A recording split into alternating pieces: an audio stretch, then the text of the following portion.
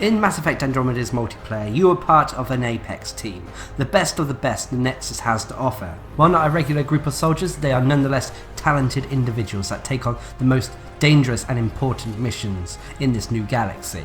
In this series, we are going to take a look at the various class builds for the various characters in the game's multiplayer. So with that in mind, I'm Darcblade, and let's take a look at our next Mass Effect Andromeda multiplayer character, the Angara Insurgent. As always, remember that these guides are for the harder difficulties in the game and are focusing on level 20 rank 10 characters, although there will be advice for lower ranked characters later on in the video. Now this is the first Angara character that I'm actually going to be covering in this series. He's a defense specialist, and as such, favours hunkering down teams. Through a combination of his abilities, he's able to provide support for your team by healing both his own shields as well as his teammates. He can also set traps, making flanking routes difficult for enemies to penetrate, and he provides a series of buffs to make everyone more efficient. As such, I spec the Angara Insurgent as follows. I start by putting maximum points into shield boost, going up to rank 6, putting points into extended drain over overcharge. Now both of these are good, however I took extended drain to work in synergy with weapon boost in the offensive tech passive. This means as well as providing an increased duration of shield restoration to you and your teammates, it also provides them with a longer weapon damage bonus. Overcharge is also good, especially for clutch situations, but I went for extended drain as there were more benefits to it. Next, with rank 5, I put points into recharge speed over shield burst. This is simply so I can use shield boost as often as possible.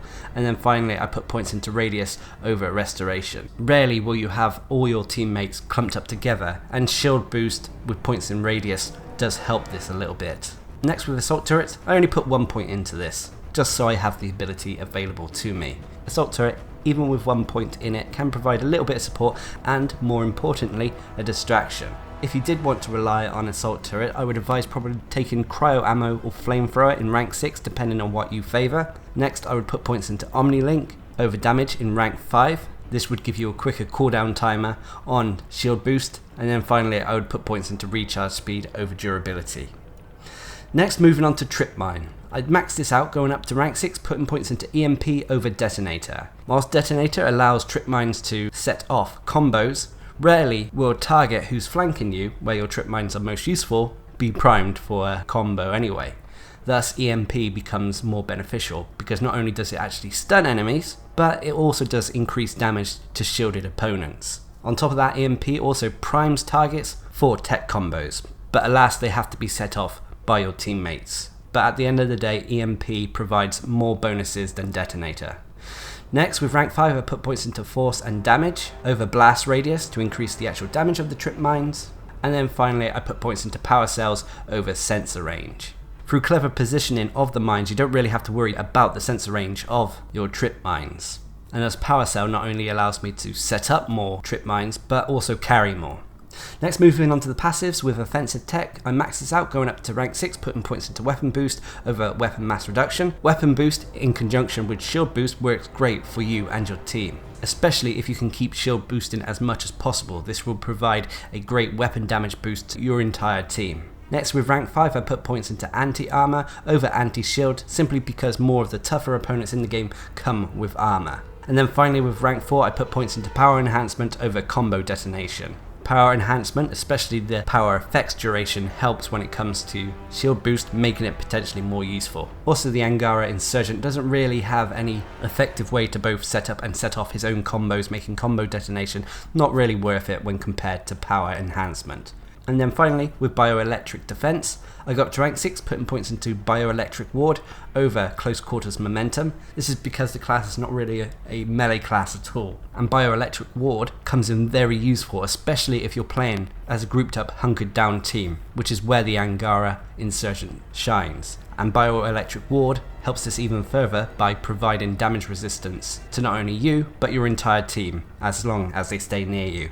Next, with rank 5, I put points into support over capacity. Now initially I would go with capacity, however support allows healing effects, namely with shield boost, to be more effective. And in all honesty, capacity could be supplemented with gear, making support the more favourable option in this case. And then finally with rank 4, I put points into regeneration over evasion. Now as for weaponry, go with anything you're comfortable with. The Angara Insurgent doesn't really rely on any one set weapon. He can take pretty much anything into battle. Just remember though to keep that 100% recharge speed so you can use shield boost as often as possible. As for gear, go with something to either increase your survivability, your power recharge rate, or something to supplement your power cell capacity. Now moving on to the heart of the episode to talk about the moves and abilities available to the Angara Insurgent. The first ability is Shield Boost, a wonderful ability that is devoted to supporting you and your team. Once used, it will restore the shields of both yourself and any ally who is within range. The range isn't far though, so allies still need to be quite close. That is why teams who stay together benefit more from shield boost focused characters, such as the Angara Insurgent.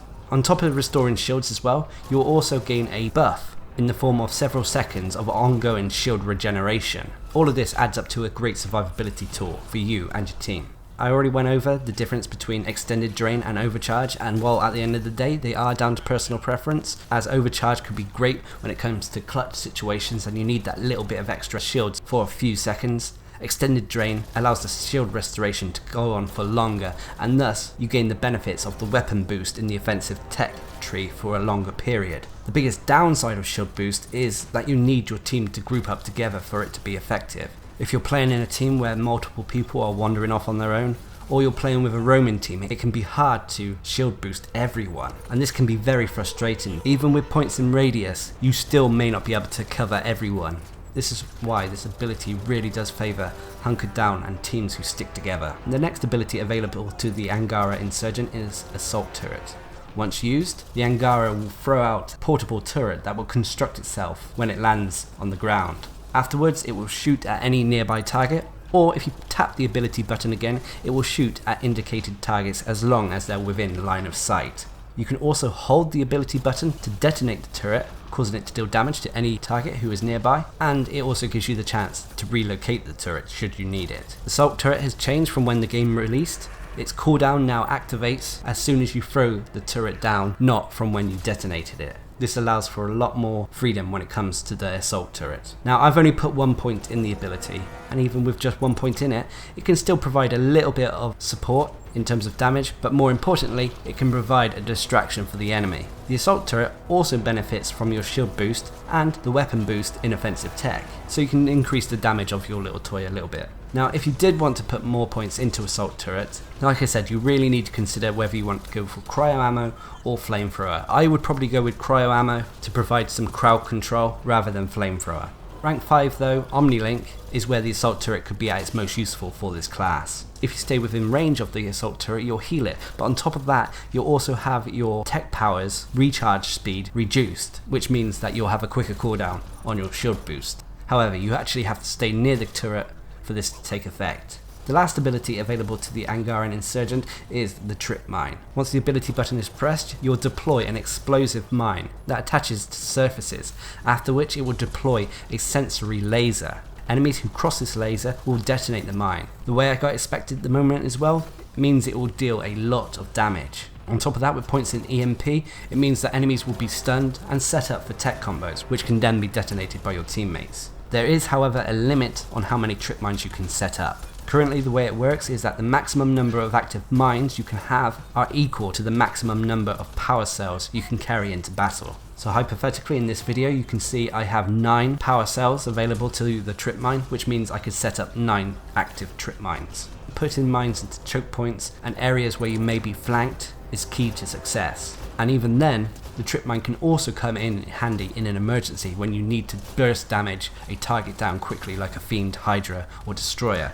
Just fire at the target's feet and the mine sensor should quickly activate and detonate, dealing large amounts of damage to the target. You have to be really aware when setting up the trip mines though of where the sensor laser is going to be. When fighting factions like the Outlaws or Ket, putting mines horizontally at about waist height is normally optimal. This means that targets such as Wraiths and Ardi will still get hit by them. If they're too high, then these enemies will go underneath the trip mine and not be affected at all. However, when fighting factions like the Remnant, sometimes it's better to put your mines vertically instead of horizontally. This is because targets like Observers and Breachers can actually fly over the trip mines if they're in a horizontal position, and vertically they should still trip the mine. Despite having awesome damage and being able to protect your flanks, the trip mines do come with a major downside, and that is that they are a power cell ability, and thus you are limited to how many you can have. Also, because this character is normally focused on a hunkered down position, you can't really securely go from ammo box to ammo box, replenishing the trip mines at a quick pace.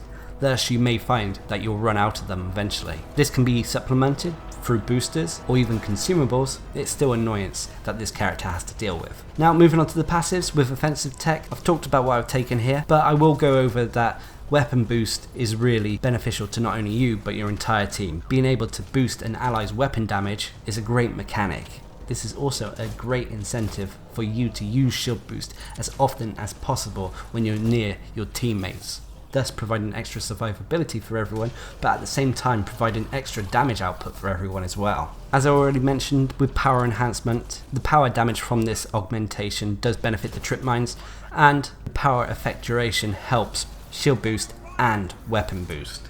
And the final passive available to the Angara Insurgent is the bioelectric defense. This passive is only really found on the Angaran characters, and while most of it is pretty standard, bioelectric ward augmentation really does help solidify the Angara Insurgent as one of the best hunkered down support characters in the game. Basically how this works is when you or a nearby ally receives damage, a ward will be activated around them. You can see these little electric lines start to appear. They're very subtle though. Afterwards you'll receive damage resistance for 5 seconds. It's not a huge amount of damage resistance, but it definitely helps. However, this effect may only occur once every 15 seconds per affected individual. Nonetheless, if you're playing the Angara Insurgent, being close to your team with this passive really does add to everyone's survivability.